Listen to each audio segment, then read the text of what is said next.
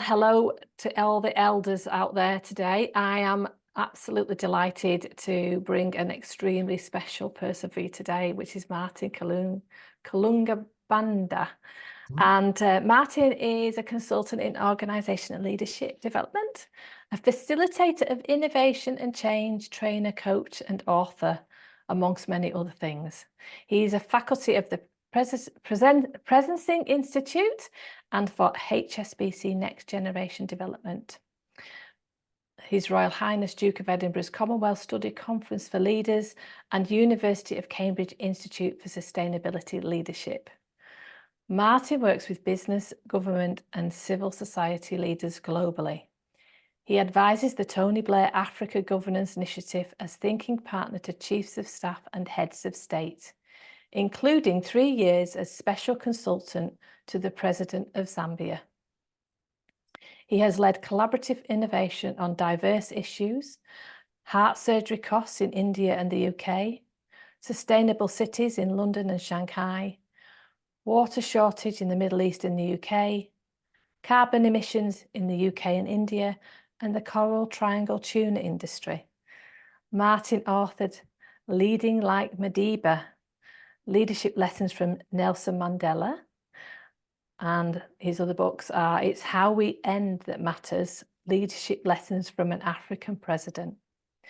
And his latest book, which he co-wrote with his daughter, I believe his daughter's name is on it, is Driftology, How to Access Life's Greatest Opportunities by Flying on the Wings of Others.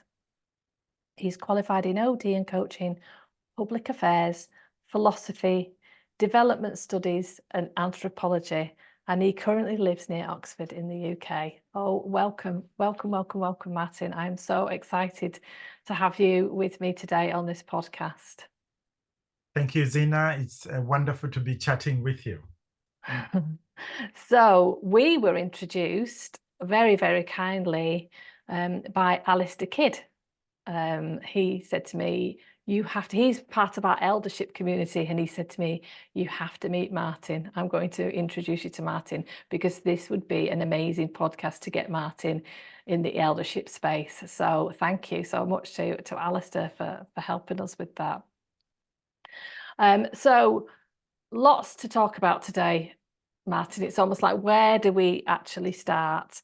But I just kind of wanted to start, one of the things that kind of brought me joy when because I'd not heard of you before Alistair had mentioned you. And that's often the case, is that you're like hidden diamonds kind of there. And so to actually kind of discover you through Alistair was wonderful.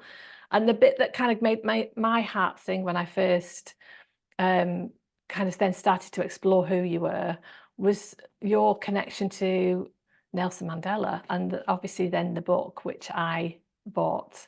And what a beautiful book it was.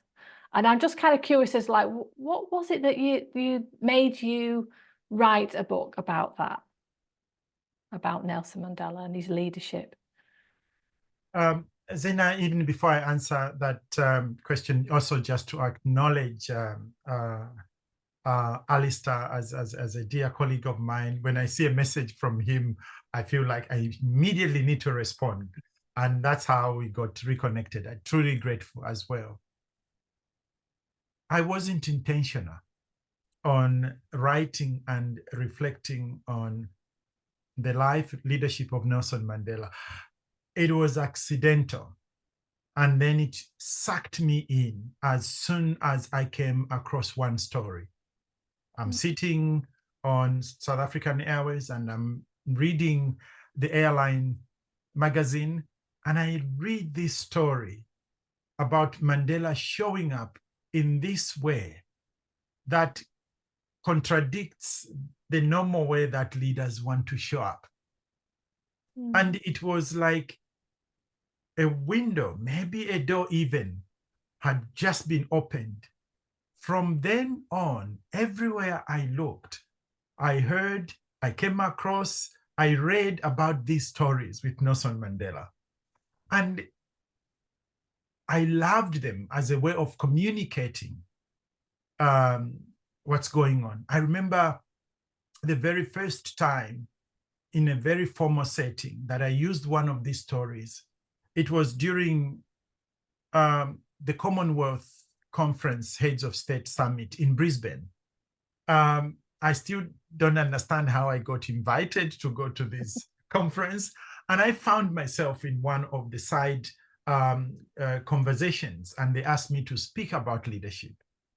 And all I could do was to tell one story about Nelson Mandela, and everybody in the room got it. I didn't have to have big frameworks. I didn't have to have big philosophical exposés, but just one little story. And I got the feedback that people understood the essence of leadership. And that's what I started doing, telling these stories, whichever platform I got invited to or that I created for myself, until I met a colleague who I had been working with within the University of Cambridge sustainability program. And his name is Peter Willis. During tea time, he said to me, almost in a rebuking way, and then he said, Martin, stop this nonsense of telling us these beautiful stories whenever you feel like. Why don't you put them somewhere where we can read them by ourselves? And that's what spurred me into writing. And I said, okay, Peter, I will sit down for the next few months and pull all these stories together. And for the next 4 years, I was sitting with those stories because I couldn't find a publisher. And then I changed jobs from Cape Town to Oxford, and I was working for Oxfam when the head of publishing in Oxfam said, I'm told you're supposed to have an induction meeting with me. And in that induction meeting, I talked about my manuscript. And then he said, oh, could you share that with me? It sounds interesting. 6 months later, and I was working in Angola, an email came. Martin, you are not at your desk in the last few weeks. I've been coming there to check on you. Please do reply to my email. A publisher is interested in your manuscript. To cut the long story short, that's how the book came to be. How wonderful. How wonderful. And it just shows you how a book has to be birthed into the world, isn't it? And some other people have to be sometimes the midwives to bring it into the world with you. Yeah, lovely. Yeah. That's really lovely. And you know, which story was it that grabbed you first of all? Can you remember that story that you first heard that captured you? The story that captured me first was that of Nelson Mandela and the then celebrated South African boxer, nicknamed Baby J, but his original name is Matlala. I may not pronounce it correctly as it would be done in South Africa, but popularly known as Baby J. So Baby J, diminutive in stature, has a fight in the United States. And not much was expected because boxing was assumed to have been so developed in the United States. Facilities for training and everything else you need to be successful was present there.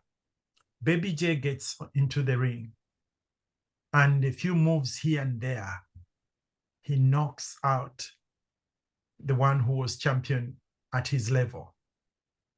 And Baby J lands back in South Africa to this massive audience of people welcoming him, because it was a big deal for South Africa. It was a big deal for Africa. And this little man gets out of the plane and everybody went wild. And he settles in his home. Mr. Mandela had become president by then. And then the story goes, Mr. Mandela asked the intelligence system, who would ordinarily be used for spying on people, doing this and that, caring only for the presidents. And he said, could you find out when Baby J is home, without him knowing at all. They did, and on the material time, Mr. Mandela arrives at the gate to Baby J's home, and he knocks at the gate.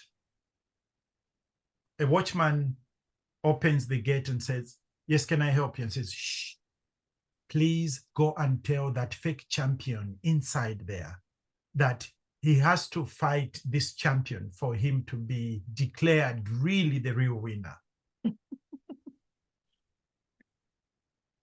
The watchman goes into the house, and it is said he found Baby J in his sofa, legs on the coffee table, looking at the belt he had won in the United States on the other side.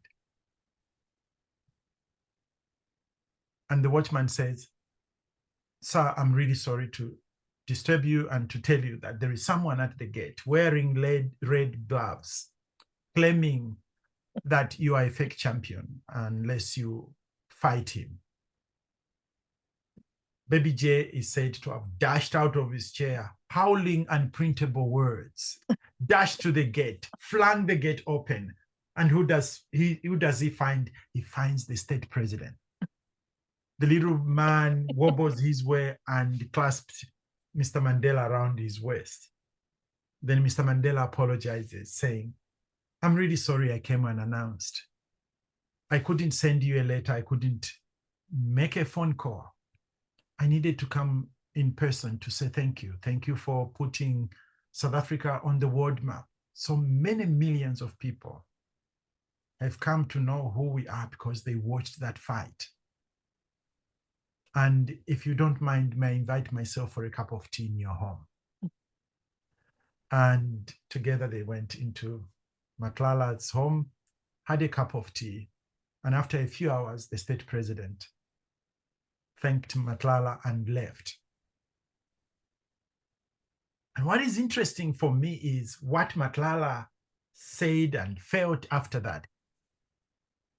He said, "You really have to be made out of something special to fight and knock me out. Because guess what? I know somebody who watches me when I'm fighting. And when I remember who watches me, then it virtually becomes impossible to be beaten." And Zina, for me, the story caught me because that's what happens to leadership. When it is well carried out, when it's well lived, it becomes food to people around. It's a form of nourishment. If you like, it gives the people around the energy that they never believed they had. Leaders don't suck energy out of us. They breathe energy into us. And that's the story that caught my attention, essentially. Absolutely. It's so beautiful. And it's that leaders must serve the people above all else. Yeah. They're serving the people and knowing that they serve the people. Yeah. Yeah. Yeah. And you know, certainly, although I know we talk about that when we teach it, and we as kind of consultants and coaches, that's where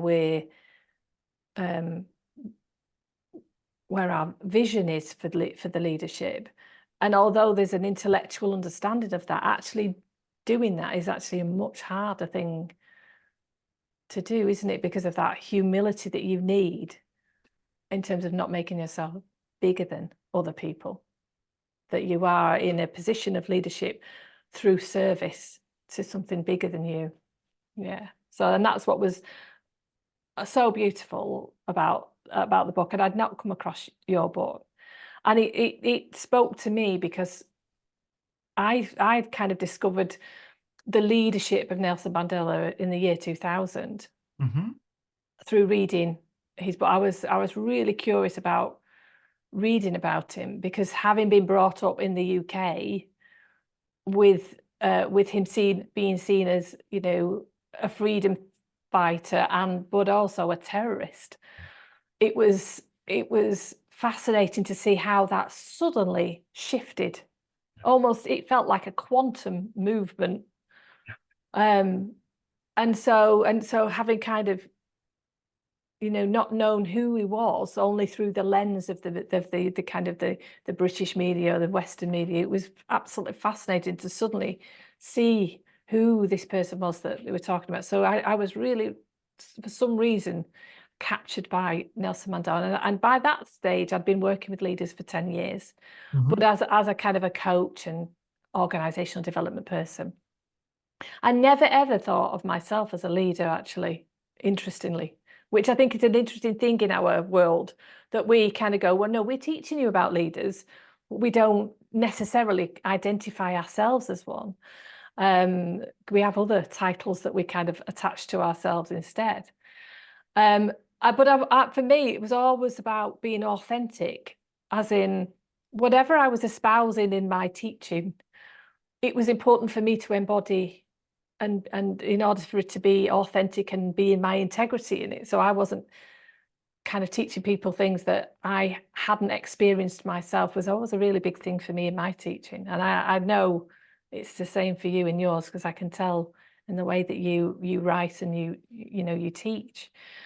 But the bit that really got me, and it really, really got to me when I read the book about Nelson Mandela, and it was the book. It wasn't the book, his book. It was a journalist who'd written this particular book. And what really captured me was how long he'd been in Robben Island, and his journey in that incarceration, and horrific incarceration, but it was how he'd somehow not lost his integrity, had been able to manage to keep his dignity. And not just that, but also honour the dignity of his captors. And that blew me away. I had never, ever looked at it from that perspective before. And having kind of come from a background of the police, where, it's very clear, that's the criminal, I'm the jailer, or I'm the police officer, it suddenly blurred all those boundaries, and it got to soul and humanity. And all those labels disappeared, and it had a life-changing effect on me, that book.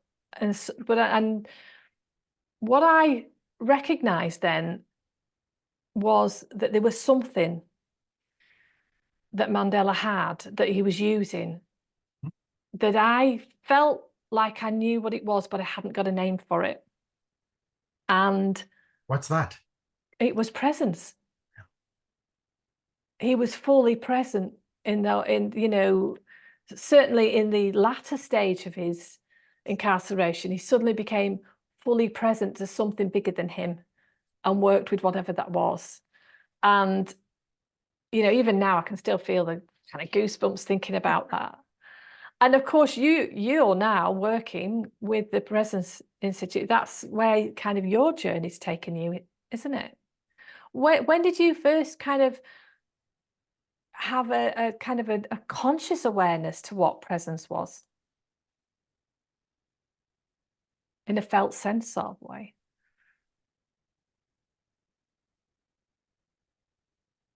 Gee.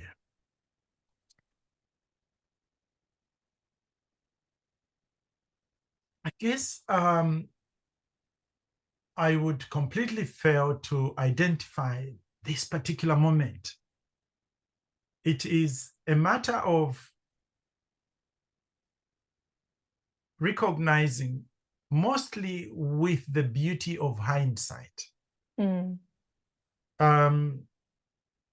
that there were certain people that my colleagues and I coalesced around. Not because they could reward us with this or punish us with that, but because who they were and who we were in their presence. They somehow allowed us to become slightly more than we were away from them. In their presence, we didn't shrink.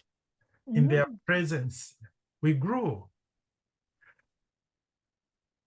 most of us, I think, experience that from our parents, particularly mothers, because most of the time, at least in my case, we spent time with mother. That tough as she was, you still felt like a magnet pulled to her.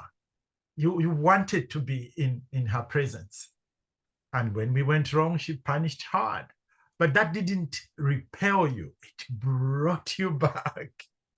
So elements of presence for me, with the opportunity of looking back, I can recognize them that early. Wow. And then gradually, on my mind today, I can track a number of teachers, particularly in primary school, whose names and images have remained indelible on my mind. I can remember them. You knew that they wanted you to succeed, however, or whatever meaning you attach to success. You could tell that they woke up every day. They wanted you and your colleagues to be the best version of yourselves you could be. And if it's literally working around presencing as a concept, as a tool, as a methodology, like many things I've done, Zina, it was also accidental, because I was working in Oxfam, and my boss, who was based in Johannesburg, literally said to me, Martin, you have to attend this meeting. And I'm not asking you as in form of a suggestion. If you don't attend the meeting, then you might as well resign, because this is essential. And I was angry. The real me would have probably said, then have your job. But for some reason, I acquiesced, and I got on the plane and I went to Pretoria, where this meeting was taking place. It was a meeting at which Otto Sharma was sharing his thinking, learnings around presence. And in the beginning, like many people would do when they have been forced to go to such a meeting, I sat at the back of the room, slumping in my chair with a little interest, and from time to time shooting these negative questions that are meant to derail what's going on. But Otto hung in there and respectively responded to each of the questions I asked. And during lunchtime, for some reason, we found each other at the same table. And then Otto said, hey, tell me about yourself. What's your background? And as we talked and shared, I shared about my experience of working for government and how that came to be. And he said, that's really, really interesting. You know what? You have captured for me what it means to sense and actualize what we are sensing. And that probably is part of the core understanding of presencing. And during the workshop, he makes an apology to everybody and says, and to myself in particular, says, Martin, I didn't warn you, but could you tell that story? Because what I'm trying to illustrate in this complex framework and theory might be easily captured through that story. And I told the story of how I came to serve the third president of Zambia. And the rest is history. We became friends. looking back, it was his congruence. He could have chosen to embarrass me in that meeting. He could have chosen to ignore me, but he leaned into my situation. It was like he was sensing there is some valuable thing he needs to draw out of me so that I could get rid of the chaff and focus on the essence of things. And I didn't just notice that in him, but on many occasions, he has developed the capacity to attend to what really matters. Obviously, in most situations, there is also something interfering here, but it's a choice we make. In all this confusion, in all this dust, where might the golden threads be lying? And you go for those. But that's only possible, Zina, I want to guess, only when there is congruence between the values I espouse as a person and the effort I put in on a daily basis to live by those values. When there is genuine effort between my word, my belief, and actions, I don't have to leave everything to perfection. I just have to be committed to continuous search for alignment. That is enough to give us presence. That's lovely. I really I love that story as well. And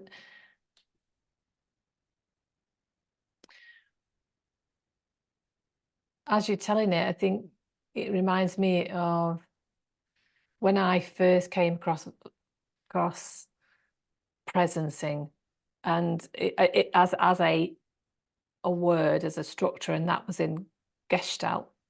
So I did quite a lot of work and study on Gestalt. And as soon as he started to talk about presence, I felt like I knew what it was. It was like, no, I know that. I absolutely know what that is.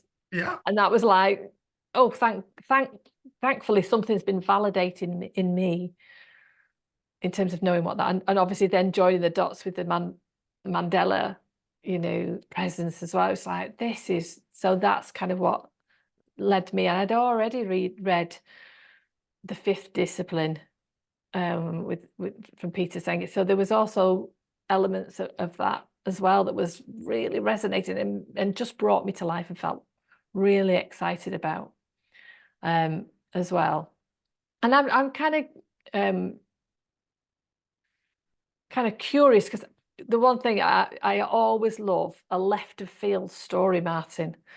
And and I know we've had a bit of a chat about this beforehand before we got on here, but how did you end up working with the President of Zambia? How did that happen?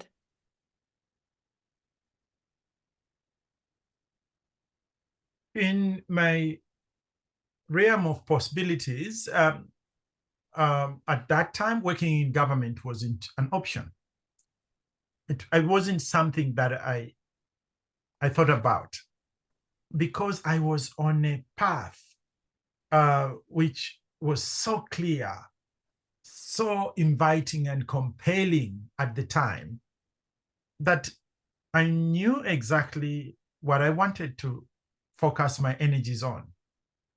It was developing into a good business leader, a good business executive.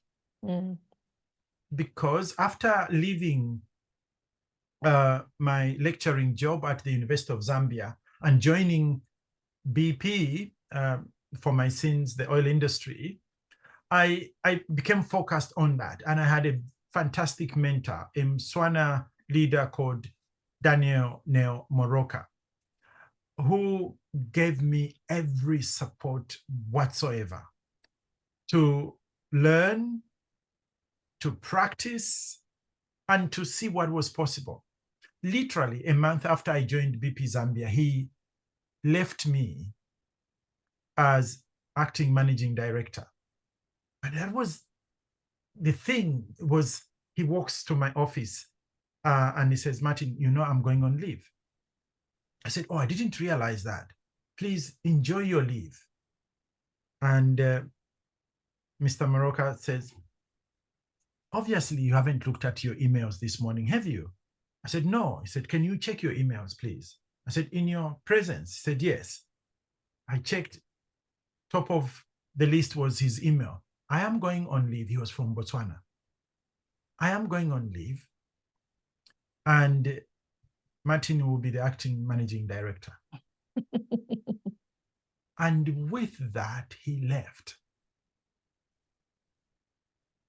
I was terrified.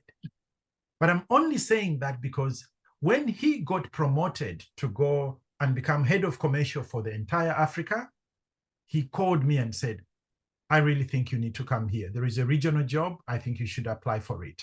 I moved to Cape Town.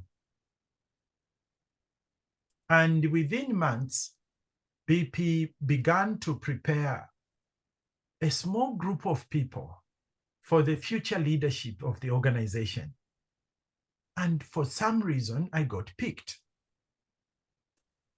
And the 20 of us were put on this training program, very intense, with a Canadian leadership thinker who also became my teacher, Lance Secretan.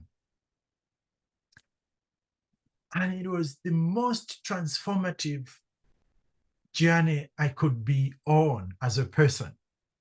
It wasn't just the frameworks, it wasn't just the tools and processes, it was also the invitation in situ to practice what we were learning. It was the very first time that I was introduced in the corporate setting to the practice of mindfulness, meditation. Mm. And when we went back home in Cape Town, I used to wake up slightly earlier than the rest of my family and spend an hour or so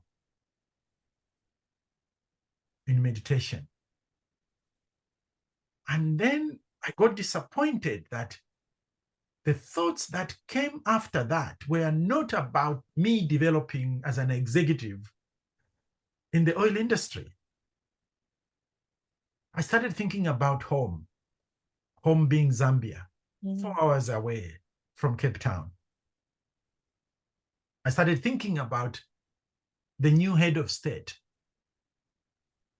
And I said, I know this was about BP, business leadership, but my head of state could benefit from this. And one crazy morning, I arrive in my office. I lift the phone. I call a friend back in Zambia. And I said, could you please find me the number to the president's office?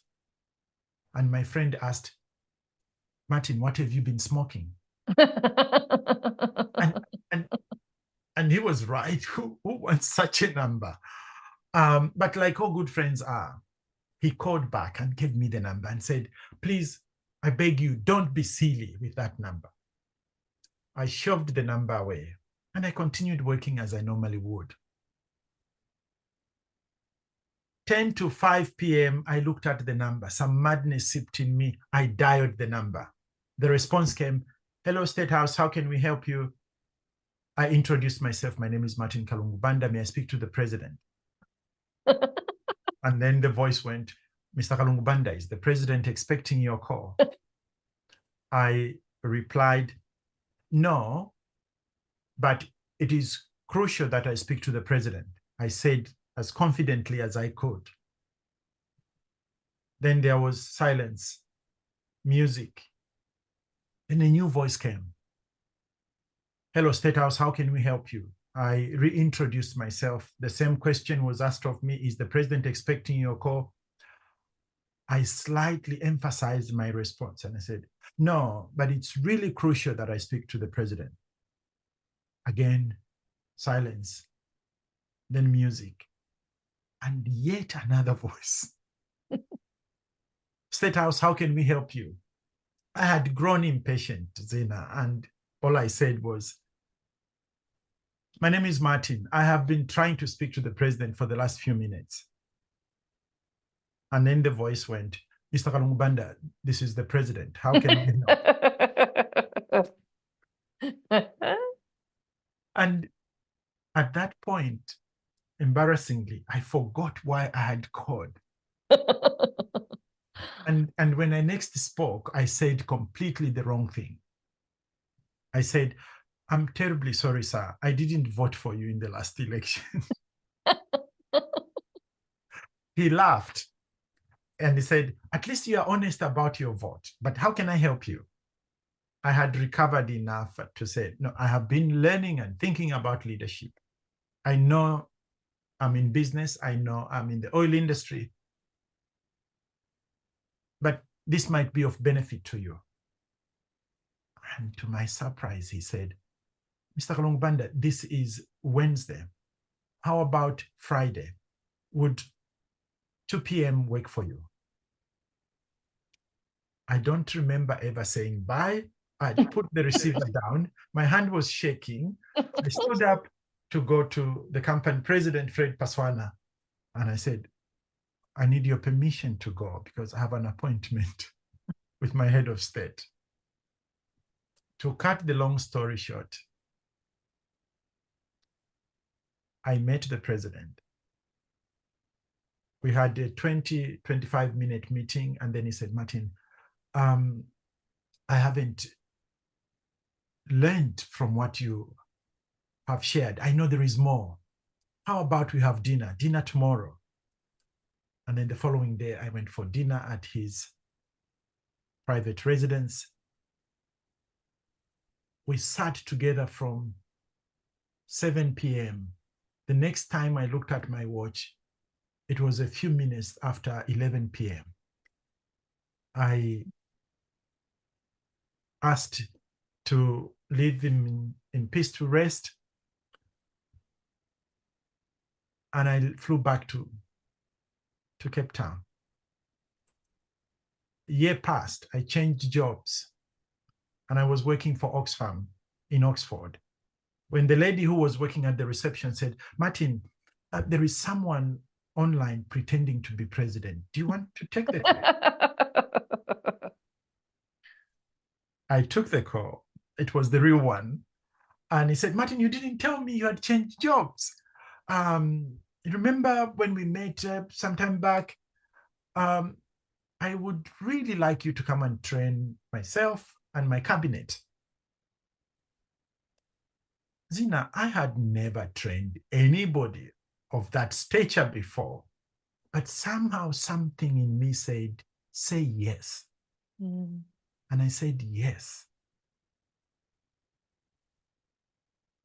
Dates were set. Secretary to Cabinet of the time, Mr. Mbulo, then called me and said, Martin, these are the dates. Are you going to be here in this time? And all the arrangements we talked about.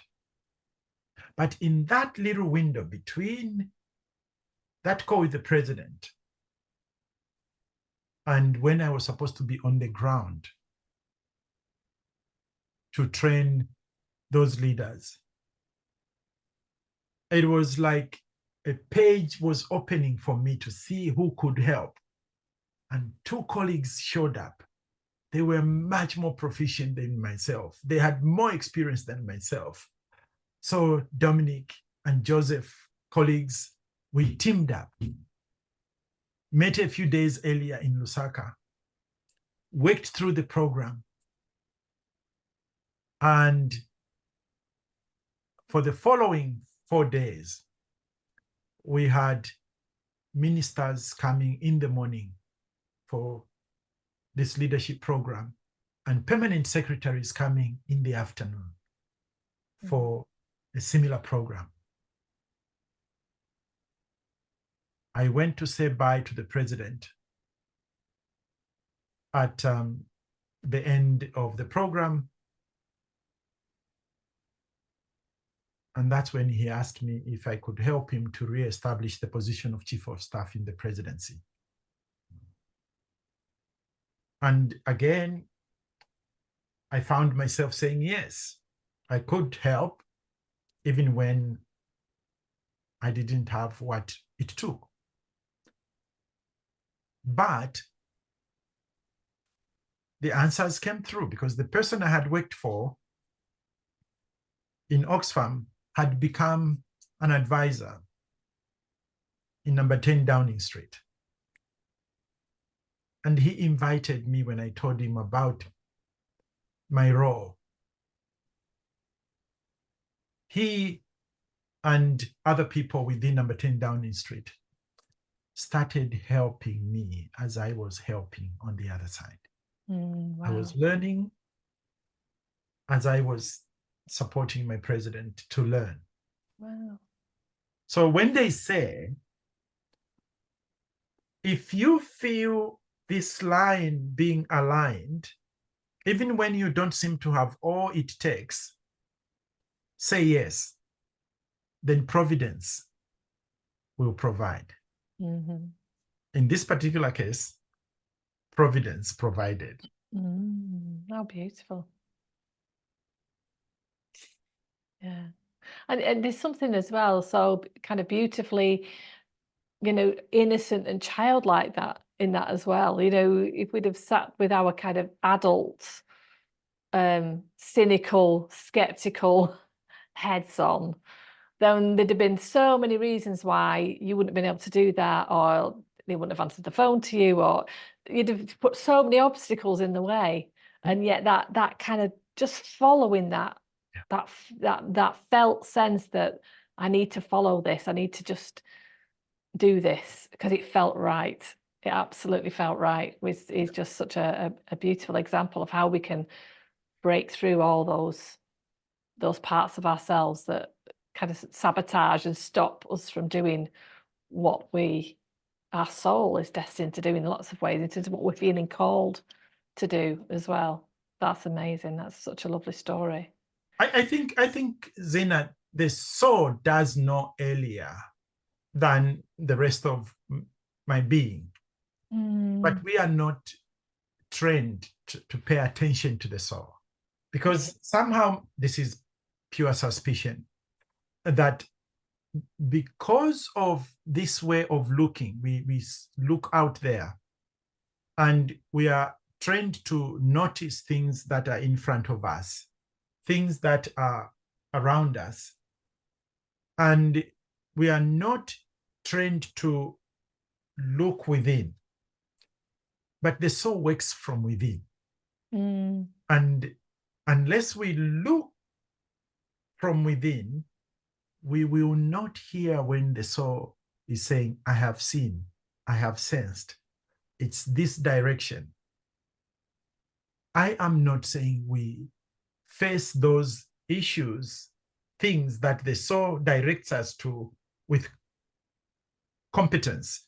No. Yes, sometimes we will have. And maybe the soul knows that within ourselves, there is some latent capability which needs to be activated through training, through learning, through coaching, through mentorship. Yeah. But my suspicion is just because the frontal part of our noticing is overtrained at the expense of that which bends inward. Yes. Yeah, totally agree with that. And that's certainly been my experience as well. And it's almost like it's that emerging future, isn't it? What's emerging, and our soul knows what's emerging before our head does. So it's saying it's over here. Yeah. But we, and that kind of, well, I've not got the capacity to deal with this. I've not necessarily got the capability to deal with this. But what's lovely in these stories, Martin, is that you then reached out to others and went, oh, okay, I'm going to say yes to this, but not on my own. I need to have others around me who bring something to this. So, and which kind of goes against all those hero stories we hear.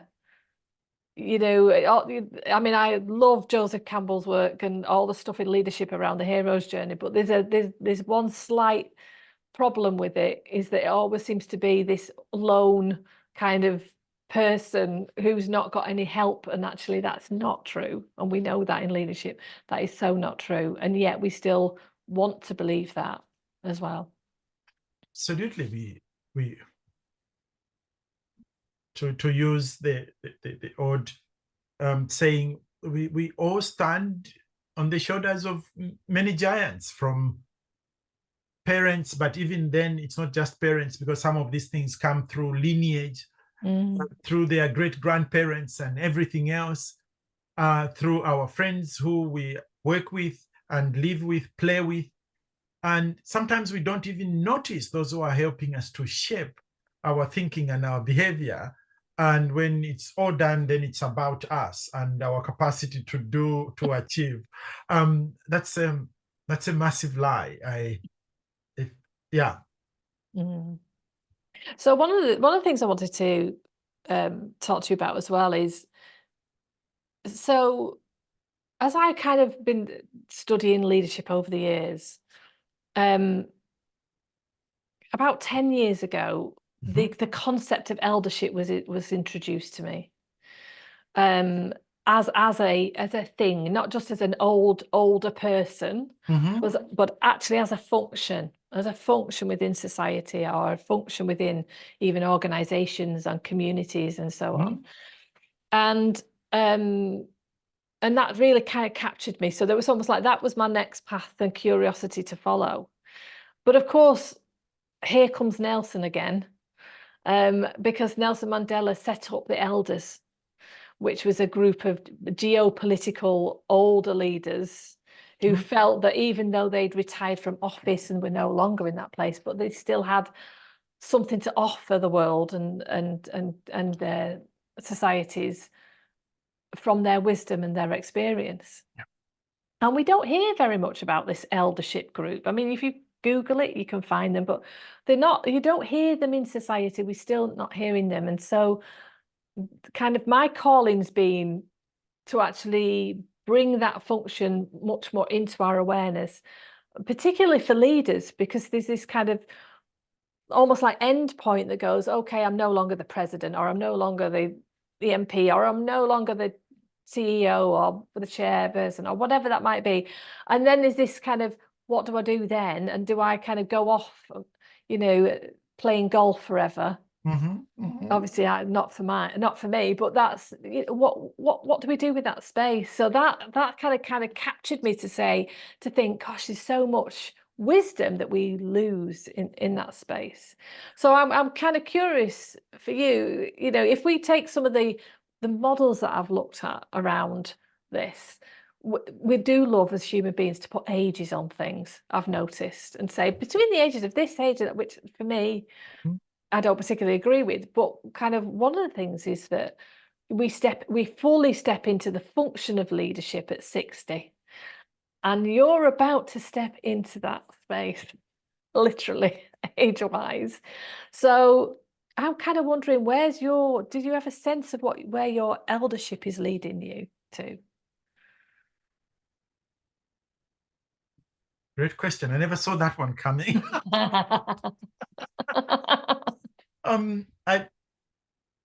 There is something I'm noticing, or I have been noticing, and sometimes I'm scared because it's not what I am used to. But I do notice when it's happening that I will speak my mind. I will question, regardless of who is on the other side.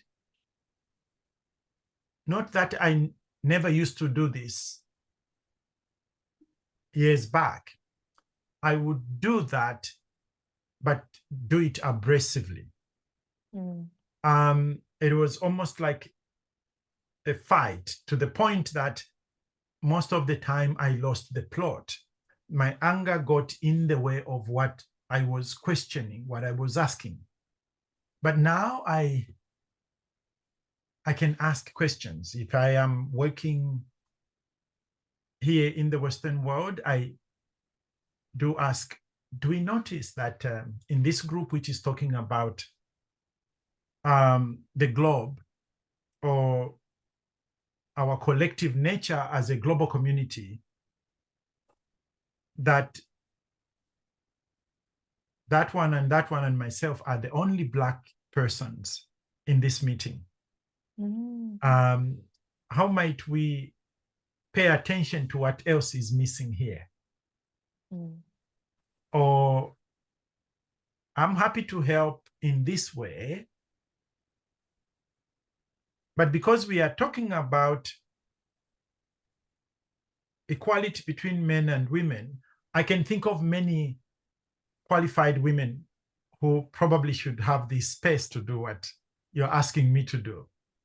There is a certain inner freedom to say what I feel like saying, to ask in order to access my own ignorance without feeling I would be thought of being stupid. How can you be asking such a question?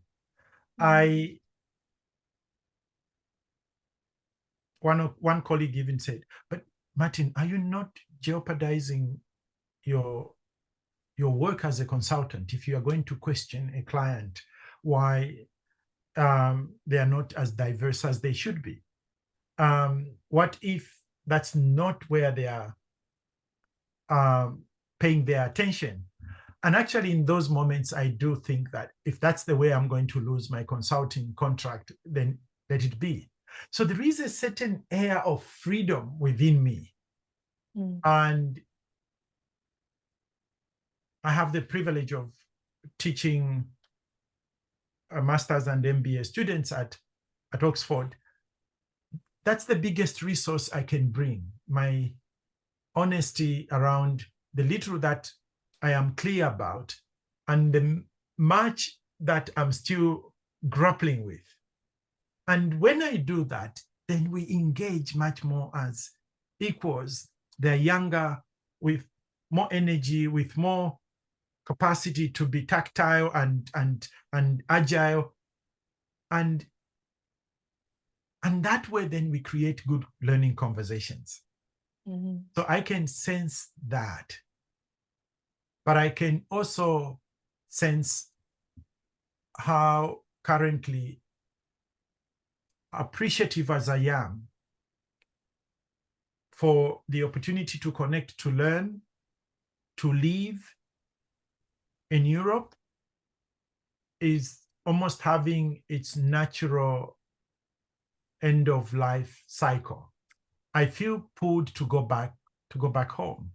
When I am teaching here, immediately I do think about the students that I would have the opportunity to teach if I was home, or the leaders that I would engage in conversation if I was physically located home. So to that extent, then, my wife and I are intentional about shifting our time, that within the next few years, we do 70-80% of our time in our mother country, Zambia, and then 20% to connect, to keep these relationships we have across the globe. But I also feel, Zina, invited to create both mental and physical spaces where leaders can truly engage in genuine dialogue. Wherever I look, Western world, East, in Asia, in Africa, hero worshiping our leaders has come full throttle. People are not genuine in the presence of their leaders.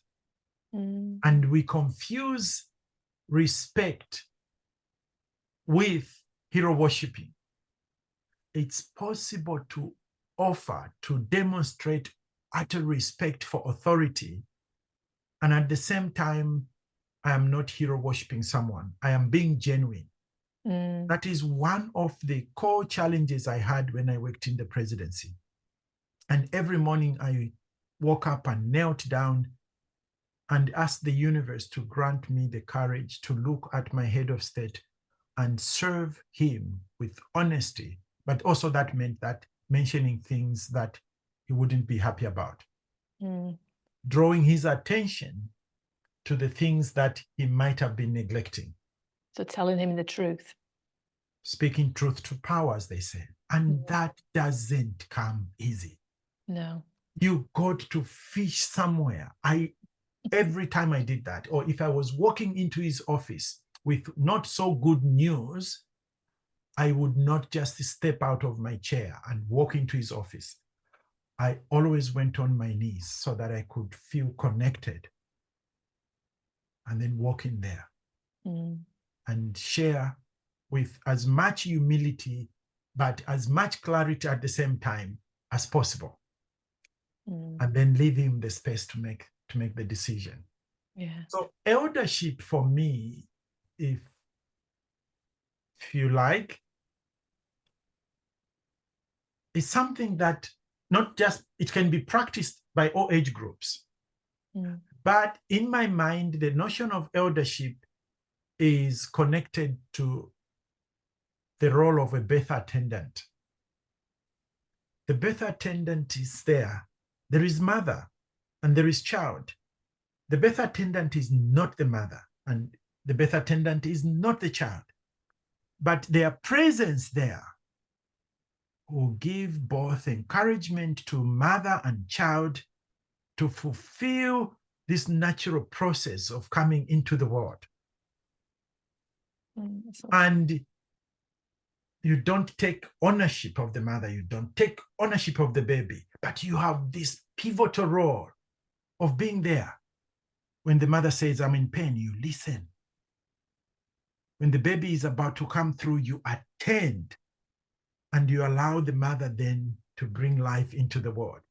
For me, that's the notion of eldership. And it has a very interesting way in which it shows up. And I could notice it with my grandparents. I could notice it with my parents. They don't become irrelevant, but as their children are growing up, they start retreating, not because they want to be responsible and to be free to do nothing. They are retreating so that their children can grow into this space, and they would be there watching them making decisions, good and bad, and having the time to say, what else would have been possible there where you made this decision? It's a kind of mentorship, but it's also like you will have to make your own mistakes. I hold your back. I don't know the whole truth, but life has taught me something. I have been there. Your situation might be different. And to that extent, parents eased out of decision-making without becoming irrelevant. And then we went to them and said, we are stuck here. And quite often they would sit there and say, you know I'm here, but I also don't have the answer. Go and try another thing you think of, knowing very well that I'm sending the best energies your way. And with it's that security of having that there. Yeah, definitely. And it's that, yeah, it's such a beautiful metaphor for kind of just holding, if you like, the container, and also that movement as well from leadership parent to grandparent elder. Do you know what I mean? So that's a lovely way of describing, so we can kind of see that the difference. Because I think there's a sense that this, and I know, for instance, we still call Nelson Madiba the leader, but actually he became an elder. And yet we don't talk about that. We don't say, what did he do after he left office? Because actually some of his greatest achievements happened, when we didn't see what he was doing. It was kind of hidden in the background, and I think that's, for me, absolutely, it's taking on a very different role. It's not being without a role. It's just that life allowed you to see, to experience, to feel. In order for things to continue thriving, How can you channel all that experience, knowledge, and awareness in order for the next crop of people to go a little bit higher? But I also notice it even in children. Some children in primary, secondary school, where they are connected, primary and secondary school are connected. Some young people take on the eldership role. Yes. Yes. Yes. They are new entrants in the school, and they are there not because they want to say, you do 1, 2, 3, 4, 5. No, they are attending to this new person. It's because they want the new person to land, get rooted quickly so that they can start performing as early as possible. How we hold spaces for others so that they can thrive. That holding of space is a massive responsibility. It requires a lot of character, but it also requires a lot of skill. That's why being an elder is a massive responsibility. And the other thing that I wanted to explore with you, kind of thinking about your own eldership niche, if you like, your own kind of what you're offering in eldership, your unique offering to eldership. So some of the things that really caught my curiosity was the fact that you arrived in the world a month after independence of Zambia. How that's no coincidence to me. I think that's so curious that you came after, if you like, the colonized nation, you came into it with independence.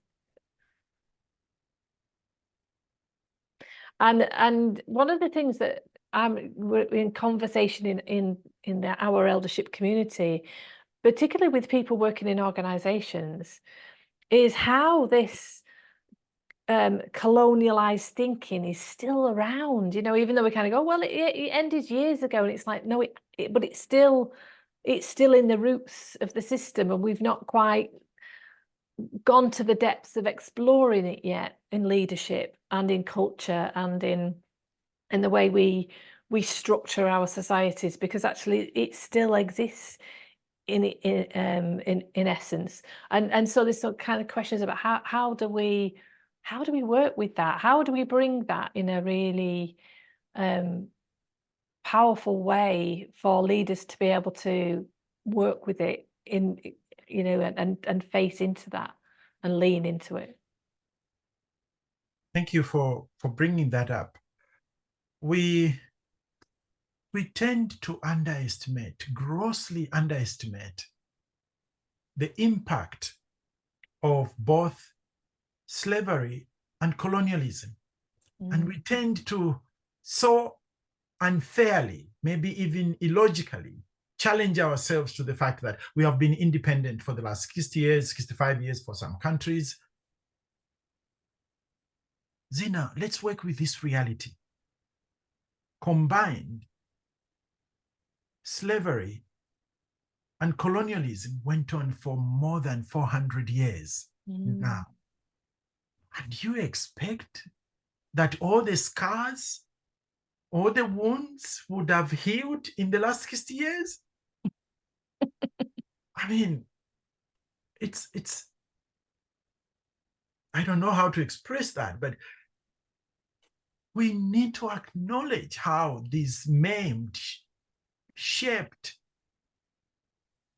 the thinking, the practice, and God knows, maybe in our DNA something was shifted.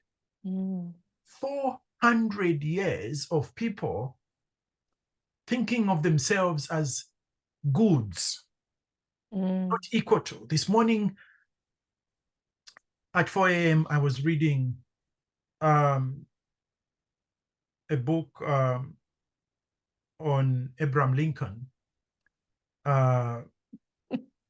At 4 o'clock in the morning. Yeah, because I couldn't sleep, and it was the nearest book I could. Game of Rivals. I think it was the Game of Rivals. Oh.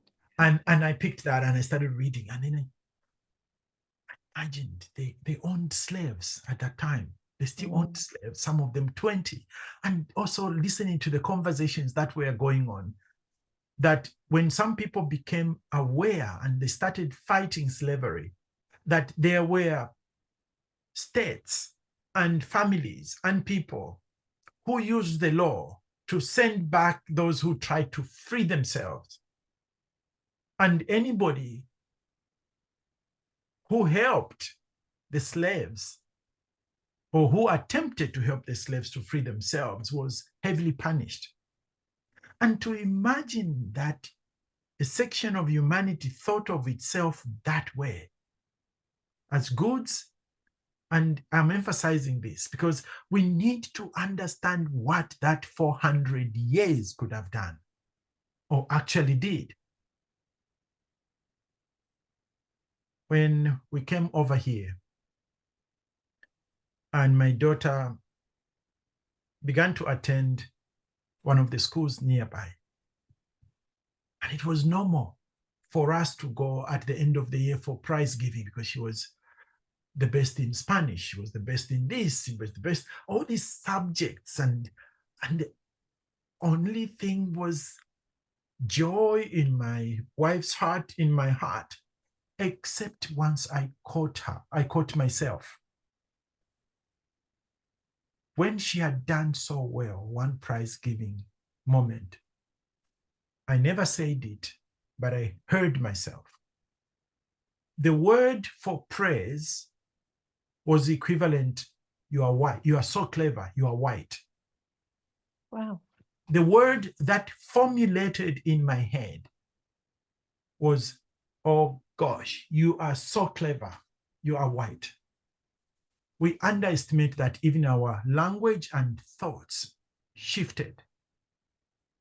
A brilliant, organized person in some of Zambia's languages still means you are white. Wow. And when you say, no, these things are of the past, no. And some of our leaders are still in that because what are they looking for? They want to dine with leaders of the Western world. Mm. And if they can be endorsed by leaders in the Western world, then they are doing well. Whether they are wrong people on the ground, are wallowing in poverty and suffering, it doesn't really matter because leader X of the Western world has said you are brilliant. Mm. And advice can only come from those who sit in certain parts of the world. That's why you find our leaders jumping and running and leaving their own experts at home, unattended to or without access to them. Mm. So when we talk about decolonization, and to some extent even ending slavery in its new form, it's still a reality. Mm. But we need to sit together and look at this and say, is this the way humans relate to one another? Because then what is frightening is that we can become slave owners, even as Black as I am, even as Zambian as I am, I can become a slave owner. Mm. And I would attest to situations where I have said, these conditions here are not dissimilar to the conditions in which some of the slaves lived, because we employ our brothers and sisters as maids. Mm. And the treatment we give them is that of slaves, without freedoms, without pay, which is meaningful, without hours of recovering and doing their own things. They work 48 hours. They're supposed to be on call all the time. So a slave can easily own another slave. Yeah. Yeah, it's a way of it's a kind of a structure that's within the roots now, and I mean the roots as in because it's gone back so long that it's almost like we need to notice where it's showing up in all these different places as well. So and I'm seeing that our role in eldership is this truth telling and this supporting leaders being able to bring some of these hidden beliefs, hidden ways of thinking to light so we can look at them, you know, without shame, just to notice them, to acknowledge them, and to be with them and say, it is here and we need to look at it. And in Africa, we know that when you have suffered certain forms of trauma, you can pass it on to future generations. You love and care for future generations by you yourself, who has become aware of the trauma, seeking and immersing yourself in healing. In this particular case, we, the Africans, need collective healing. Even when the rest of the world might say, oh no, admitting to that might lead to compensation, we absolutely think that's not as important as us experiencing healing. Yeah. Our leaders need to experience healing from there. Because if we don't, we are playing in the same game that was created for us in the last 400 years. How I wish we can create pockets, moments of collective healing from time to time. And it's only then that we are going to find our highest capacity to charter our own future and course. A maimed soul doesn't function at its highest potential. A traumatized inner being does not fully blossom into who they can possibly be. But we need to acknowledge that. Wow. Well, we're near the end of this podcast, but before we do end, I really wanted to bring back to our conversation where we explored before we started the podcast, actually, so people don't know this. But one of the things I always do is choose intuitively, you know, a card to give me some insight to perhaps what this conversation is going to be about. And some people in our community will not be surprised about the fact that the card I chose today was the Imram. So I'll hold that up for people to have a look at. It's the Imram. And it's a person in a boat. And the Imran in Irish literally means rowing about. And the old tales which were referred to as the Imrama, the protagonist, always a man and usually a cleric or a penitent, was set off across the sea in a simple oracle.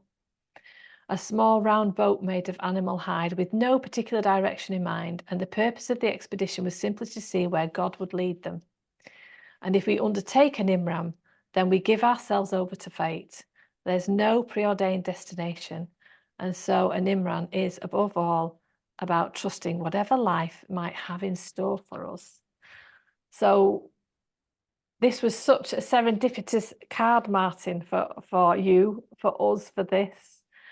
So do you want to say a little bit more about why this is such a serendipitous card for our conversation and particularly for you? I mean, it's incredible because it summarizes, it captures so many things. I guess not only in my life, but if people are open to this, in their lives as well.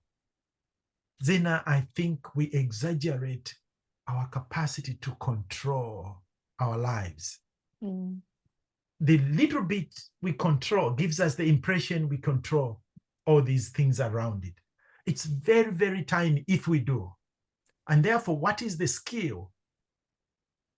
The skill is on how to pay attention where the drifts are taking me.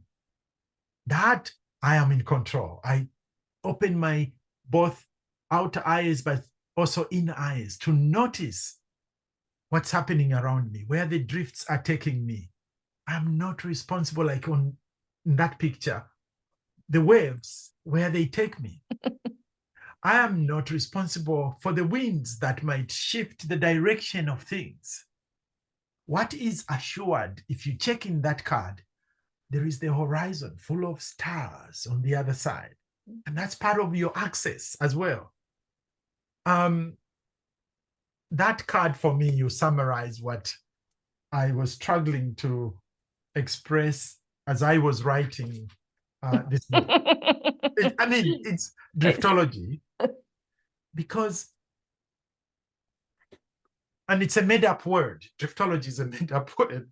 It's not, well, it may end up in the Oxford Dictionary at some point. So let's do our bit to make it happen. Maybe with time. It was when you refer to that original first book I wrote on Nelson Mandela. In Lusaka, Zambia, I was invited to many radio programs. And one of those moments, I asked my youngest brother, Victor, to take me to the studios. He remained in the car to listen to the interview while I was in the studio. And the interviewer said to me, Martin, there are young people out there who share your background. You grew up in the village from humble parents. How does a village boy come to do what you have done? You introduced a course that was never there in the university called business ethics. You became a senior executive in the oil industry. You became an advisor to the president. And now you are everywhere in the world working with leaders of all shades. If you were to be honest with the children out there, how a village boy comes to do that, what would you say? And in that moment, Zina, the only thing that came to me was utter honesty. I said to my interviewer, I wish I could tell you that I am very strategic. I wish I could tell you that I design, I plan, and I orchestrate my plans. That would be a lie. I have merely drifted. With a little bit of experience, now I drift more intentionally. As life's drifts are taking me on their own path, I pay attention. That's what my job is. Because once in a while, life will ask me to slot myself in a particular space. And again, as soon as I land in that new place, my job is to watch the drifts. And again, another opening comes when I walk in there. And for me, that's what is called strategy. It may not fly in the face of conventional thinking about business strategy, but as a life strategy, that is what explains what you are imagining must have been an orchestration by me.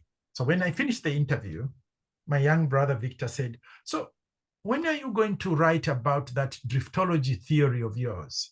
So that's how this title came into being. Honestly, I talk about, in this book, I talk about, because I was trying to track my own story. And each time I tell other people, they say, I recognize that. That by and large in life, we drift. When I wake up in the morning, I absolutely don't know what the next minute is going. I may have an idea of what I'm going to do to brush my teeth, to get into the car or taxi, to go to the train station. I might have that, but anything could also happen in between. So I drift. And then along the way, for lack of a better term, I encounter guardian angels. And guardian angels could be people. It could be incidences. It could be happenings, anything. That which speaks into, pushes me off, changes my course. And then if you add that with living the moment, being present in the here and now, don't spend time in the future. Yes, think about it, but spend much of the time here. Don't spend too much time in the past. Be here.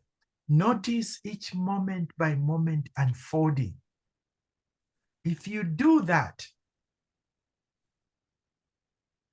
whether you do that by reflection, taking a walk, journaling, or writing, once in a while, something will connect here.